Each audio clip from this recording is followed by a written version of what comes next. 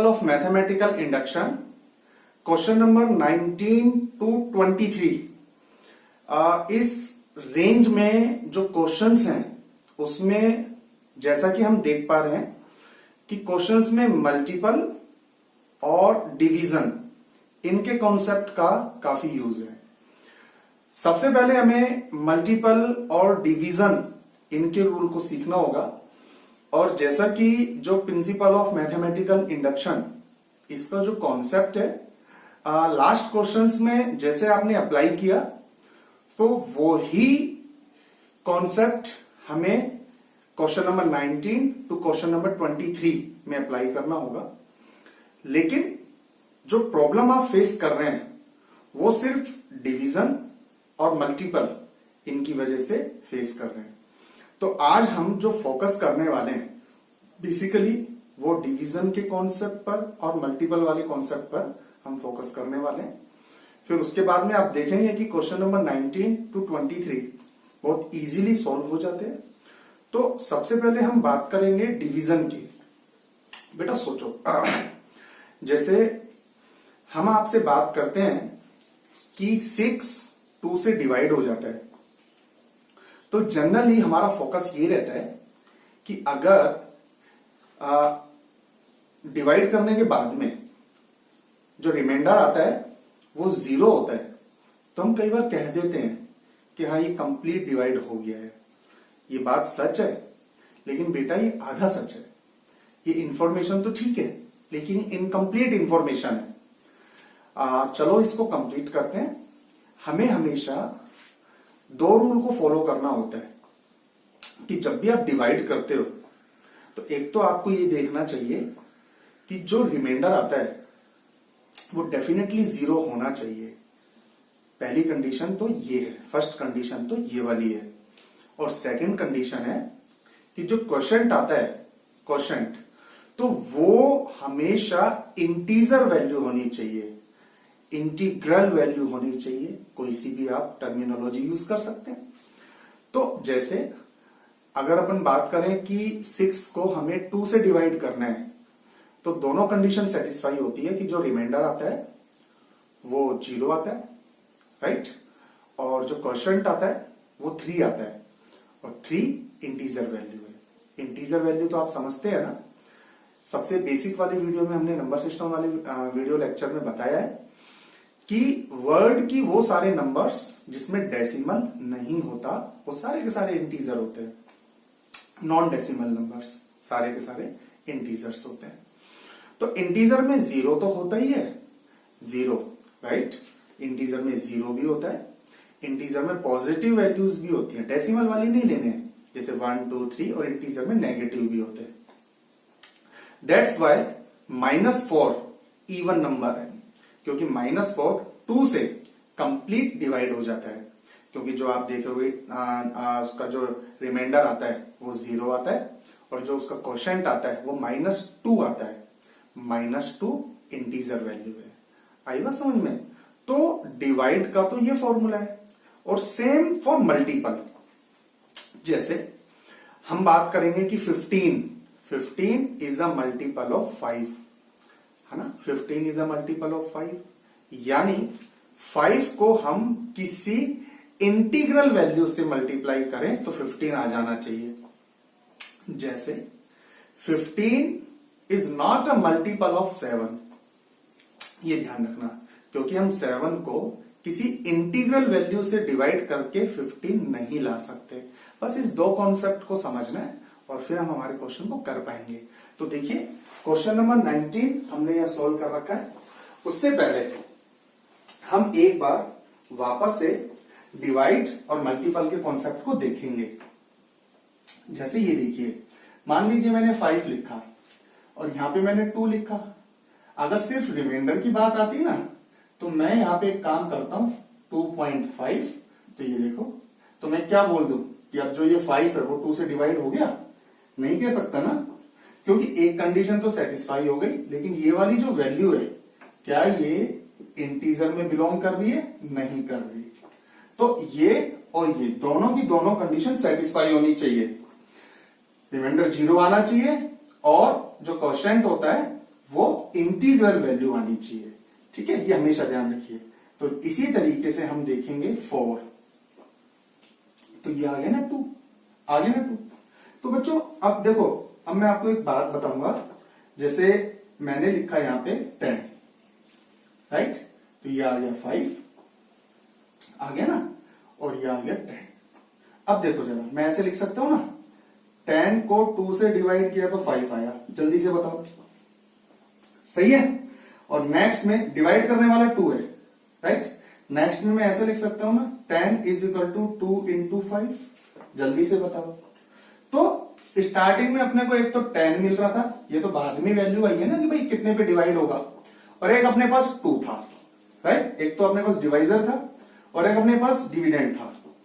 तो ये तो बाद में वैल्यू आई है ना, और इसी वैल्यू को तो मैं बोलता हूं कि इंटीग्रल वैल्यू होनी चाहिए, ये वाली वैल्यू इंटीग्रल वैल्यू होनी चाहिए, इंटीजर होना चाहिए।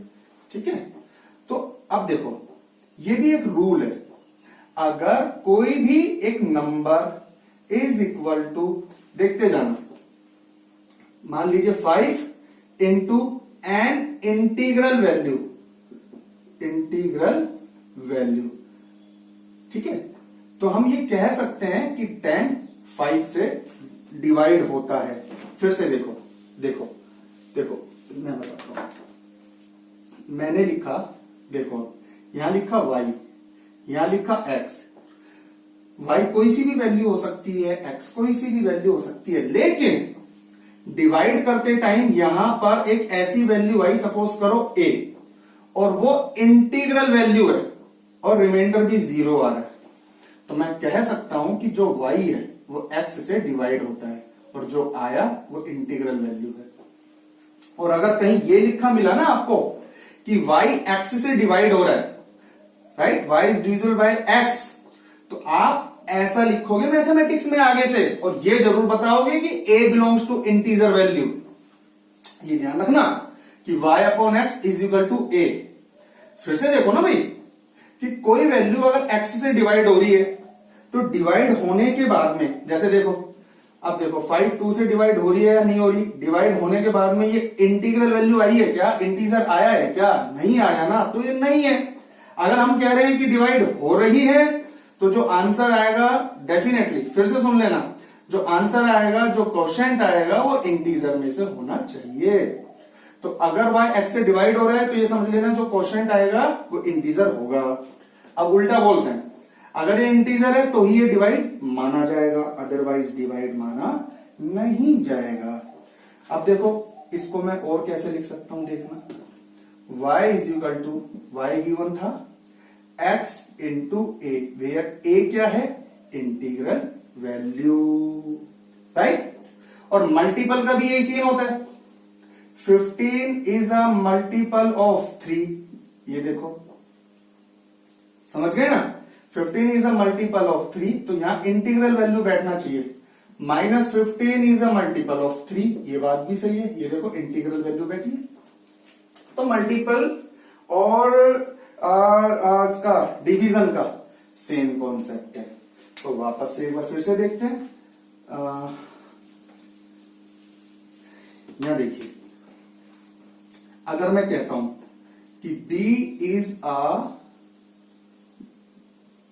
मल्टीपल ऑफ a, ठीक है, b is a multiple of a, तो b is equal to a into an integral value, ठीक है ना, इंटीग्रल वैल्यू, ये ध्यान रखना। एग्जाम्पल, अब यहां देखो, मान लो यहां में 15 लेता, 15 इज अ मल्टीपल ऑफ 5, तो b की जगह यहां 15 आता, a की जगह यहां 5 आता, और इंटीग्रल वैल्यू की जगह यहां पे 3 आता। समझ में आ गई बात, 15 इज अ मल्टीपल ऑफ 5, 15 5 और 3, ठीक है, तो ये ध्यान रखिएगा। तो देखो, अब हम हमारे क्वेश्चंस को देखते हैं। आइए, क्वेश्चन में था वही, p of n is a multiple of 3 for n is equal to 1, जहां n है उसकी जगह 1 पुट किया, आप देखेंगे 12 इज अ मल्टीपल ऑफ 3, ये बात तो सही है। तो here P of n is true for n is equal to 1. फिर let us assume that P of n, जो सारा कॉन्सेप्ट आपको बताया हुआ है, let us assume that P of n is true for n is equal to m. I repeat, m natural number है, suitable natural number है बेटा। तो देखो एक नेचुरल नंबर को कंसीडर कर लो, आप कोई सा भी नेचुरल नंबर कंसीडर कर लो, मान लीजिए 10, ठीक है। 10 प्लस 1 11, 10 11 15, इनका मल्टीप्लीकेशन मल्टीपल है 3 का, राइट। तो अब आप खुद सोचो 10 11 15, इनका मल्टीप्लीकेशन कोई पॉजिटिव वैल्यू तो आएगी ना, राइट। पॉजिटिव वैल्यू आएगी कि नहीं आएगी, सारे सारे नेचुरल नंबर है और वो 3 का मल्टीपल है, तो is equal to 3 into integral value. अब इंटीग्रल में नेगेटिव भी होती है, जीरो भी होती है और पॉजिटिव भी होती है। अगर ये पॉजिटिव वैल्यू है और ये पॉजिटिव वैल्यू 3 का मल्टीपल है, जैसे ये 30 हो सकता है, 18 हो सकता है, बट पॉजिटिव है, तो यहां पे भी आएगी तो पॉजिटिव वैल्यू ना। 3 किसी पॉजिटिव वैल्यू से मल्टीप्लाई होगी तभी तो पॉजिटिव देगी ना, क्योंकि देखो ये नेचुरल नंबर बैठा है बेटा। क्योंकि जो क्वेश्चन होता है प्रिंसिपल ऑफ मैथमेटिकल इंडक्शन का, हम जानते हैं वो नेचुरल नंबर के लिए फुलफिल करता है। तो ये नेचुरल नंबर बनेगा लास्ट में मल्टीप्लाई होकर के, और नेचुरल नंबर पॉजिटिव होता है। तो नेचुरल नंबर अगर मल्टीपल है 3 का, तो कॉन्सेप्ट क्या कहता है, कॉन्सेप्ट तो ये कहता है कि आप इसको 3x लिख सकते हो where x belongs to integer. लेकिन हमें इंटीजर में नहीं पता है कि यहां पॉजिटिव इंटीजर x की वैल्यू पॉजिटिव इंटीजर आएगी ना, पॉजिटिव वाली। तो कई बार आप इसको कैपिटल N भी लिख सकते हो बेटा, है ना, तो रॉन्ग नहीं होगा। z लिखना भी रॉन्ग नहीं है और z प्लस लिखना भी रॉन्ग नहीं है, क्योंकि मल्टीपल के कॉन्सेप्ट में वैसे तो z आना चाहिए, लेकिन सिर्फ इस क्वेश्चन की मैं बात कर रहा हूं क्योंकि इस क्वेश्चन में ये वाला स्टेप हमेशा पॉजिटिव वैल्यू देगा। दैट्स वाई मैं यहां पे n या z प्लस लिख रहा हूं। z प्लस का मतलब पॉजिटिव इंटीजर, राइट, या n। वैसे मल्टीपल का कॉन्सेप्ट अगर हम देखें तो वो z कहता है, लेकिन मैंने भी फिर z ही लिखा है ताकि आपको कोई कंफ्यूजन ना हो। अब z में पॉजिटिव वैल्यू भी होती है, नेगेटिव भी, जीरो भी, तो ये अपने आप यहां से पॉजिटिव वैल्यू अडॉप्ट कर लेगा। तो हमने इसका मल्टीप्लाई किया तो ये वैल्यू आ गई, मल्टीपल है तो is equal to 3x is equal to 3x, तो ये आ गया number 1। We have to prove that p of n is true for n is equal to m plus 1। तो n के प्लेस पे हमें m प्लस 1 पुट करना है ना। तो देखो ये n था तो इसकी जगह हमने m प्लस 1 रखा, तो ये n था, यहां पे m प्लस 1 और प्लस 1 तो m प्लस 2, तो m प्लस 1 और plus 5 m plus 6 is a multiple of 3। इसका मतलब वापस से ये वाली वैल्यू को लिखना, ये लिखना is equal to 3 into an integer value, integral value. अपने को नहीं पता ना कि कौन सी वैल्यू आएगी, क्योंकि अपने को इसकी वैल्यू नहीं पता। बस ध्यान रखना यहां पे भी x मत लिखना, क्योंकि दोनों वैल्यू सेम कैसे आ सकती है, जबकि ये चीज है ना, ये स्टेटमेंट और ये स्टेटमेंट तो डिफर है। तो 3 को सेम नंबर से x मत लिख देना, यहाँ x से मल्टीप्लाई करके दो डिफरेंट वैल्यू तो आ नहीं सकती ना। तो x से अलग कोई इंटीग्रल वैल्यू आएगी, चाहे आप यहाँ पे y कंसीडर कर सकते थे, लेकिन मेरे को ज्यादा सुटेबल लगता है, मैंने तो ऐसे लिख दिया, यहाँ x लिख दिया, यहाँ ऐसे लिख दिया। तो अपने को ये चीज अब इसके इक्वल प्रूव करनी है। हमने LHS लिया और बेटा इन दोनों को आपस में मल्टीप्लाई किया, m इससे मल्टीप्लाई हुआ m स्क्वायर, तो मल्टीप्लाई करके और फिर इसको मल्टीप्लाई करके फाइनली हम यहां तक आ गए, टोटल करके यहां तक आ गए बेटा। अब इसको देखो m क्यूब, हमें तो 6m स्क्वायर चाहिए, तो यहाँ 9 है तो 6 ले लिया, 3 को पीछे छोड़ दिया। हमें 5m चाहिए, यहाँ 20 है, 5 ले लिया, 15 को पीछे छोड़ दिया और 12 को ये छोड़ दिया। तो बेटा इसकी जगह इक्वेशन फर्स्ट का यूज करना होता है ना, 3x प्लस, और ये आ गया as it is from equation first. सब में से 3 कॉमन निकाल लिया। अब सोचो x मैंने बताया था पॉजिटिव इंटीजर, कोई भी वैल्यू आप सोच सकते हो। m वैसे ही नेचुरल नंबर है, उसका स्क्वायर भी नेचुरल, यानी टोटल एक पॉजिटिव वैल्यू है, और डेसिमल का तो सवाल ही पैदा नहीं होता, है ना। तो जो भी आएगा तो इंटीग्रल वैल्यू ना। तो देखो 3 इंटू एन इंटीग्रल वैल्यू कौन सी आएगी ये नहीं पता, लेकिन जो भी आएगी वो इंटीग्रल वैल्यू आएगी, तो आ गया ना RHS। तो बेटा ये था क्वेश्चन नंबर 19। तो इसी बेसिस पर अब हम देखेंगे क्वेश्चन नंबर, देखो आप क्वेश्चन नंबर 20। तो क्वेश्चन नंबर 20 को अब हम डील करते हैं आप ही के सामने। तो let P of N 10 raise to the power 2n minus 1, ठीक है, 2n माइनस 1। फिर आगे क्या कहता है, 2n माइनस 1 प्लस 1, ठीक है, is divisible by 11, is by 11, ये क्वेश्चन है। For n is equal to 1, for n is equal to 1 पे आप देखोगे तो ये आ गया 10 raise to the power, n की जगह यहां 1 रखो, ठीक है, मैं रखता हूं 10 raise to the power 2 into 1 2 minus 1 1, 10 की पावर 1 प्लस 1 यानी कि 11 इज डिविजिबल बाई 11। सही बात है। Here P of n is true for n is equal to 1. Let us assume that P of n is true for n is equal to m, ठीक है, that is कैसे भाई, 10 raised to the power 2m minus 1 plus 1 is divisible by 11। अब इसको भी हम perfect करके लिख देते हैं। चलिए ये देखिए, अब हम इसको लिख देते हैं, है ना, कि भाई कैसे।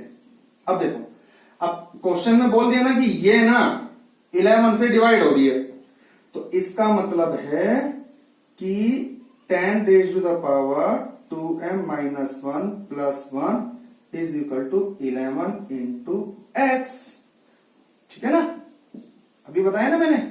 और x belongs to integer, divide होने के बाद में हम जानते हैं पॉजिटिव ही आएगा, अपन जानते हैं पॉजिटिव ही आएगा, है ना, नेगेटिव तो कहीं बनता ही नहीं है यहाँ पे, राइट। 10 की पावर कुछ भी आएगा, पॉजिटिव वैल्यू आएगी, नेगेटिव तो बनेगा नहीं। Now we have to prove that p of n is true for n is equal to m plus 1। अब हम इसको करते हैं प्रूफ, ठीक है, n is equal to m plus 1, that is 10 raise to the power 2 into n की जगह m plus 1, right, और प्लस 1, हो गलत हो गया, 2 इंटू n की जगह m plus 1 minus 1 plus 1 is divisible by 11। इसका मतलब सोल्व करो, 10 raise to the power 2m plus 2 minus 1, तो plus 1 plus 1 11 into an integral value, right. अब अपने को क्या लेकर के चलना है, LHS, 10 raise to the power 2n plus 1 plus 1, ये आ गया ना। अब देखिए, ओ हो कोशिश करेंगे कि इतने में सॉल्व हो जाए, ठीक है, इसको भी हटाते हैं, कोशिश करेंगे इतने में सोल्व हो जाए। तो चलिए अब यहां देखो, इसको देखो और यहां देखो, तो हम क्या करते हैं, यहां 10 रेज टू द पावर, देखो इससे ये बनाना है, तो यहां प्लस 1 है ना, तो यहां से हम 10 रेज टू द पावर 2 अलग कर देते हैं, into 10 raise to the power 2m minus 1 plus 1। देखो आप भाई, जब मल्टीप्लाई होता है, ठीक है, बेस सेम है तो पावर ऐड हो जाती है, ऐड करो 2m माइनस 1 और प्लस 2, सोल्व करोगे तो 2m प्लस 1 ही तो आएगा ना, तो 10 raise to the power 2m plus 1, same चीज आ गई ना, है ना, तो अपन लिख सकते हैं इसकी वजह से। ये देखो, तो अब हम इसकी वैल्यू पुट कर देंगे बस, तो ये आया 100 इंटू, इसकी वैल्यू पुट करो यहां से, प्लस 1 को उधर शिफ्ट कर दो, 11x माइनस 1, 100 इंटू, इसकी जगह देखो क्या आएगा, प्लस 1 को उधर शिफ्ट कर दो, इसका यूज करना होता है ना। तो अब भाई इसके साथ में प्लस 1 तो नहीं है, समझ लो, प्लस 1 तो पूरे के साथ में है, तो इसलिए कोई नहीं, हम इसको शिफ्ट कर देंगे 11x माइनस 1 और ये प्लस 1, और ये कैसे आया फ्रॉम इक्वेशन फर्स्ट। अब देखिए ये जब अंदर जाएगा तो 1100x minus 100 plus 1, finally 1100x minus 99। तो फाइनली आप देखोगे 11 कॉमन ले लो, ठीक है, 11 कॉमन ले लिया तो ये बना 100x माइनस 9, राइट। तो हम लिख सकते हैं ना 11 इंटू एन इंटीग्रल वैल्यू, लिख सकते हैं या नहीं लिख सकते? आप देखिए ना, तो यहां 11 आप देखो ना 100 इंटू एक्स, और x हमें पता है कि पॉजिटिव वैल्यू है, 100 को पॉजिटिव वैल्यू से मल्टीप्लाई करो, जैसे ना नेचुरल नंबर से 5 से करो, राइट। 500 माइनस 9 जो भी आएगा पॉजिटिव ही तो आएगा ना, और इंटीग्रल वैल्यू आएगी, डेसिमल तो आ ही नहीं सकता, तो एन इंटीग्रल वैल्यू, यही तो हमें प्रूव करना था, N integral value, left side right side और बाकी के दोनों स्टेटमेंट्स। तो ये था क्वेश्चन नंबर 20। तो देखा आपने, इस तरीके से हम लोग डिवाइड और मल्टीपल दोनों के कॉन्सेप्ट को समझने के बाद में अपने क्वेश्चन को बहुत इजीली सॉल्व कर सकते हैं। अब हम एक और क्वेश्चन को अटेम्प्ट करेंगे, क्वेश्चन नंबर 23। फिर बाकी के क्वेश्चन आपको खुद को ट्राई करने हैं, सेल्फ ट्राई करना है, और कोई प्रॉब्लम आती है तो जाहिर सी बात है आप हमें व्हाट्सएप कर सकते हैं। तो चलिए क्वेश्चन नंबर 23, ठीक है, सेम क्वेश्चन नंबर 23। सबसे पहले P of n such that 41 raised to the power n minus 14 raised to the power n is a multiple of 27 for n is equal to 1। जहां n है उसकी जगह हमने put किया 1, 41 माइनस 14 27 आएगा ना, और 27 इज द मल्टीपल ऑफ 27। ये बात तो ट्रू है, P of n is true for n is equal to 1।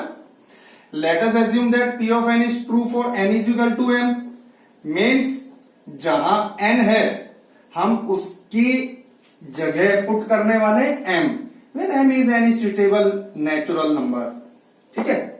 41m minus 14m is a multiple of 27। Multiple of 27 इसका मतलब 27 multiplied by an integer value, x belongs to z, बताया ना मैंने, वैसे पॉजिटिव ही आएगा, x जो होगा इस केस में पॉजिटिव आएगा, पता है आपको, क्योंकि नेचुरल नंबर आप यहां पुट करो, ये वाली वैल्यू हमेशा ग्रेटर होगी ना इस वाली वैल्यू से। मान लीजिए आपने 2 पुट किया, अब 41 का स्क्वायर और 14 का स्क्वायर, दोनों में से ये वाली वैल्यू ग्रेटर होगी ना इससे। We have to prove that P of n is true for n is equal to m plus 1। तो आप n के प्लेस पे m प्लस 1 पुट करोगे, इज अ मल्टीपल ऑफ 27, ये वाली वैल्यू वापस से is equal to 27 into an integral value, then we will taking left hand side, इसका हमें यूज करना है। तो आप यहां देखिए, मैं 41 raise to the power m ये वैल्यू पुट करूंगा, इसको उधर डालने वाला हूं, तो यहां से 41 raise to the power m dot 41 raise to the power 1, ये देखो एज इट इज। अब हम इतने की वैल्यू प्लेस करने वाले, 41 raise to the power m, इसको उधर फेंकेंगे आप 27x plus 14 raise to the power m, ठीक है, dot 41 minus 14 raise to the power m plus 1, right. अब देखिए अपने को कॉमन क्या चाहिए बेटा, 27, बस ये ध्यान रखना जब भी मल्टीपल या डिवीजन वाला क्वेश्चन आता है तो बस अपने को कॉमन निकालने की सोचना आप।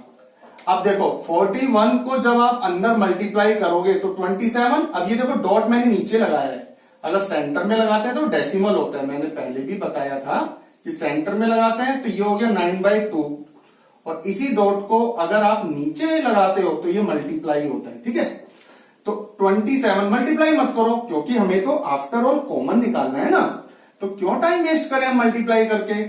तो 27 into 41 into X plus 14 raise to the power m dot 41 minus 14 raise to the power m dot 14। अब ये तो आपको देखो फोकस रखना होगा कि आपको 27 कॉमन निकालना है, तो इसमें 27 आ रहा है, अब इन दोनों में हम 14 raise to the power m common ले करके इनटू में 27, देखो ये बन गया।